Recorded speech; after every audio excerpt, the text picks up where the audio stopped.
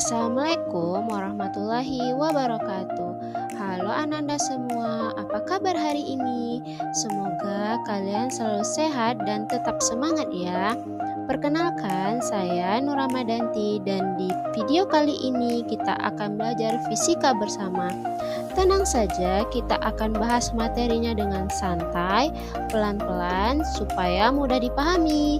Jadi, coba siapkan dulu buku catatan kalian. Cari posisi yang nyaman dan pastikan kalian fokus ya. Yuk kita mulai. Sebelum itu, Ibu ingin bertanya kepada Ananda semua nih. Pernah nggak sih kamu merasa ada gaya tak terlihat yang bisa menarik atau menolak benda? Misalnya saat penggaris yang digosok bisa menarik potongan kertas kecil atau rambut yang tiba-tiba berdiri. Nah, peristiwa ini dikenal sebagai listrik statis dan berkaitan dengan konsep yang akan kita pelajari pada kali ini. Pada kali ini kita akan belajar tentang medan listrik. Tujuan pembelajaran pada medan listrik yaitu siswa memahami faktor-faktor medan listrik serta memahami bentuk garis gaya medan listrik pada berbagai konfigurasi muatan. Sebelum itu, kita akan membahas tentang fenomena alam yaitu aurora. Aurora merupakan fenomena cahaya berwarna yang terlihat di langit daerah kutub utara dan selatan bumi. Cahaya ini tampak seperti tirai yang bergerak dan berwarna hijau, merah, atau ungu. Aurora terjadi ketika partikel-partikel bermuatan listrik dari matahari yang terbawa oleh angin memasuki wilayah atmosfer bumi. Ketika partikel bermuatan tersebut mendekati bumi, partikel tersebut dipengaruhi oleh medan listrik yang terdapat di sekitar bumi. Medan listrik ini memberikan pengaruh terhadap gerak partikel bermuatan sehingga partikel tersebut bergerak menuju daerah kutub. Pergerakan partikel bermuatan akibat pengaruh medan listrik menunjukkan bahwa muatan listrik dapat mengalami gaya ketika berada di dalam suatu medan listrik. Saat partikel-partikel tersebut bertabrakan dengan atom dan molekul gas di atmosfer bumi, seperti oksigen dan nitrogen, energi dari tumbukan tersebut dilepaskan dalam bentuk cahaya. Cahaya inilah yang kemudian terlihat sebagai aurora di langit malam, di mana fenomena ini menunjukkan bahwa keberadaan medan listrik di ruang sekitar dapat mempengaruhi gerak partikel bermuatan dan menimbulkan berbagai peristiwa alam. Definisi medan listrik. Medan listrik adalah daerah di sekitar muatan listrik yang masih dipengaruhi oleh gaya listrik. Medan listrik digambarkan melalui garis gaya yang menunjukkan arah gaya pada muatan uji positif. Kuat medan listrik merupakan besarnya gaya listrik yang bekerja pada muatan uji positif per satuan muatan. Satuan yang digunakan adalah Newton per Coulomb. Nah, bisa dilihat pada gambar, besar kuat medan listrik yang dihasilkan oleh muatan sumber didefinisikan sebagai hasil bagi antar gaya Coulomb yang bekerja pada muatan uji dan besar muatan uji. Di mana rumus kuat medan listrik yaitu E sama dengan F per Q2. F dijabarkan menjadi K Q1 kali Q2 per R kuadrat per Q2. Karena ada atas bawah Q2-nya maka dicoret, lalu menghasilkanlah rumus K Q1 per R kuadrat dengan keterangan E sama dengan kuat medan listrik yaitu N per C. Lalu ada F yaitu kuat gaya Coulomb yang berkaitan pada muatan uji Newton atau N. Lalu ada K konstanta Coulomb yaitu 9 kali 10 pangkat 9 Newton meter kuadrat per Coulomb kuadrat. Lalu ada Q yaitu muatan sumber yaitu C. Q2 muatan uji juga satuannya C. Lalu ada R jarak muatan uji dengan muatan sumber yaitu satuannya meter. Nah, gimana caranya menghitung kuat medan listrik? Nah, kita selalu mengingat dan menganggap kalau titik selalu dianggap bermuatan positif. Nah, pada gambar yang pertama, jika titik C terletak di antara dua muatan tidak sejenis, nah terlihat kalau C-nya itu pada Q1, maka E1-nya pada garisnya itu ke kanan. Mengapa ke kanan? Karena dia itu kan muatan ujinya positif dan muatan sumber Q1-nya itu positif, maka dia menjauhi. Nah, makanya E1-nya itu ke medannya itu ke kanan. Nah, kalau yang untuk sumber muatan uji kedua itu negatif. Nah, karena muatan ujinya itu positif dan muatan sumbernya itu negatif, maka dia saling mendekati. Nah, makanya E2-nya itu juga ke kanan. Karena E1 dan E2-nya itu searah, maka menghasilkan nilai yang positif ditambah keduanya. Maka EC sama dengan E1 tambah E2 sama dengan kaki 1 per R1 kuadrat ditambah kaki 2 per R2 kuadrat. Lalu yang kedua ada gambar di sebelah kiri, itu titik C terletak di antara dua muatan sejenis. Nah, terlihat pada muatan uji kan udah positif. Lalu muatan sumbernya itu Q1 sama Q2 itu kan positif-positif. Kan sama-sama bertolak belakang. Di Q1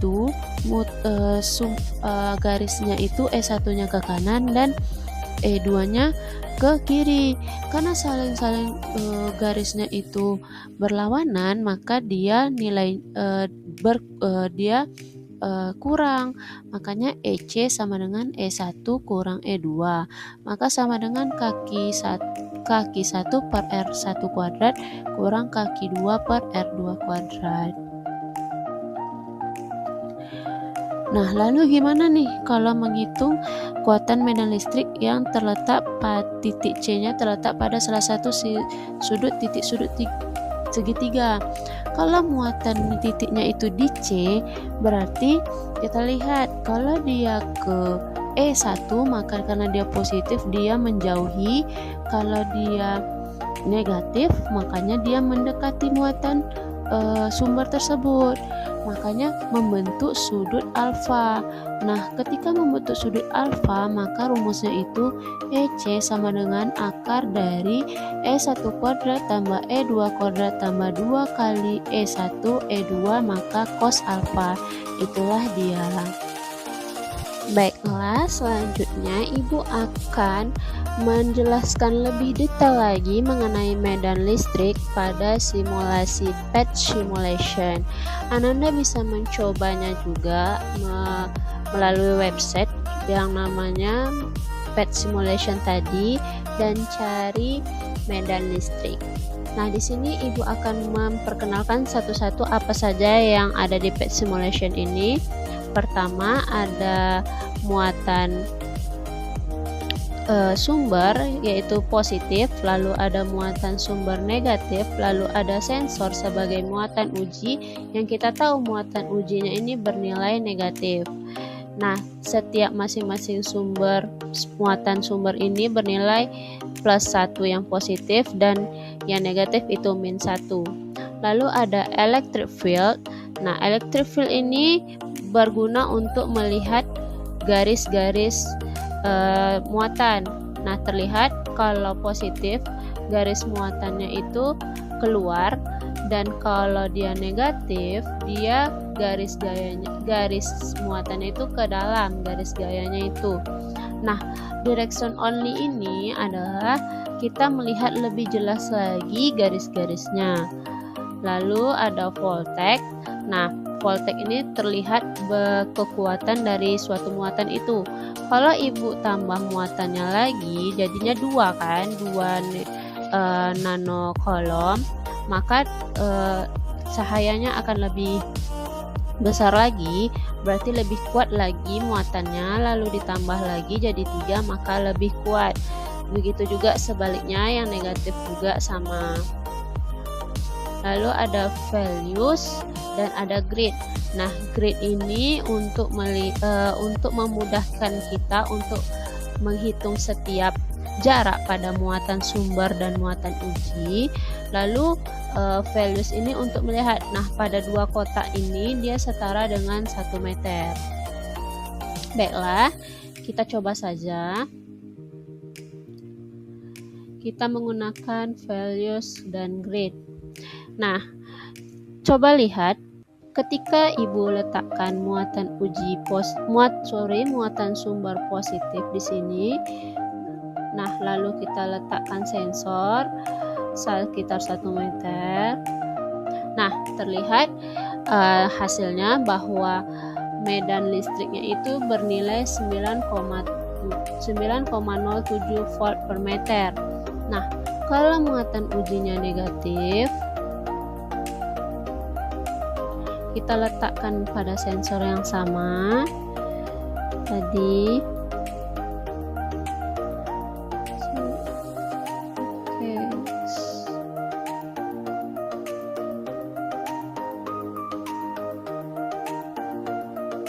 Nah, terlihat nilainya juga sekitar 9-an ya.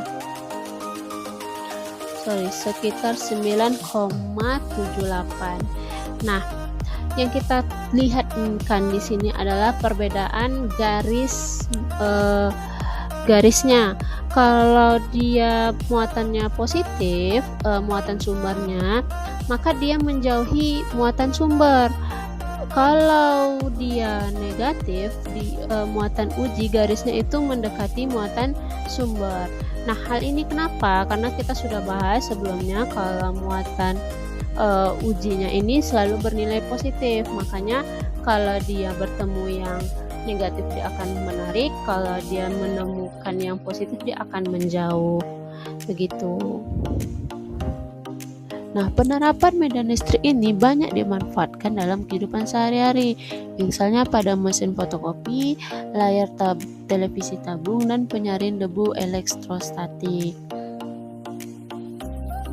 Nah, sifat-sifat medan listrik ini yaitu arah medan listriknya ditentukan oleh muatan positif, yang kita tahu muatan ujinya bernilai positif. Lalu medan listrik dapat saling meniadakan atau memperkuat bila beberapa muatan bekerja sama. Nah, selain itu, contoh dalam kehidupannya itu medan listrik dimanfaatkan pada printer inkjet untuk mengatur tetesan tinta, pada mesin fotokopi untuk menarik serbuk toner, serta pada layar sentuh ponsel. Nah, ini ada satu contoh soal di mana dua muatan tidak sejenis, yaitu min 9 mikrokolom dan plus 6 mikrokolom berada pada jarak 3 meter. Jika konstanta adalah 9 kali 10 pangkat 9 Newton meter kuadrat per kolom kuadrat, besar gaya yang dialami kedua muatan adalah. Nah, bisa kita lihat pada gambar. Nah, kita buat pertama diketahui, dimana kita tahu Q1 sama dengan min 9 mikrokolom, kita jadikan ke kolom, yaitu min 9 kali 10 pangkat min 6 kolom. Lalu Q2 sama dengan plus 6 mikrokolom, kita jadikan ke kolom, yaitu plus 6 kali 10 pangkat 6 mikrokolom. Lalu ada R sama dengan 3 meter, yaitu jaraknya. Lalu ada konstanta, yaitu kita udah tahu ketepatannya itu 9 kali 10 pangkat 9 Newton meter kuadrat per C kuadrat. Nah, yang ditanya adalah gayanya.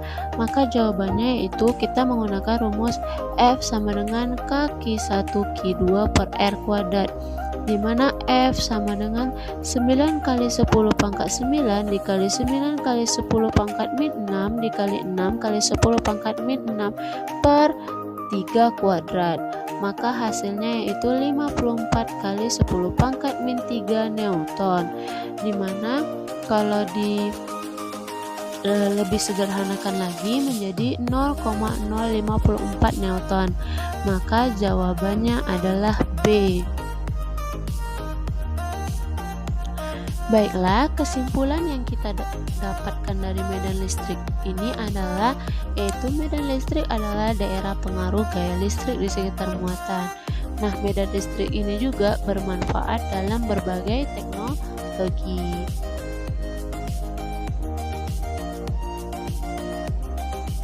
Sekian penjabaran materi saya. Apabila ada kekurangan mohon dimaafkan. Wassalamualaikum warahmatullahi wabarakatuh.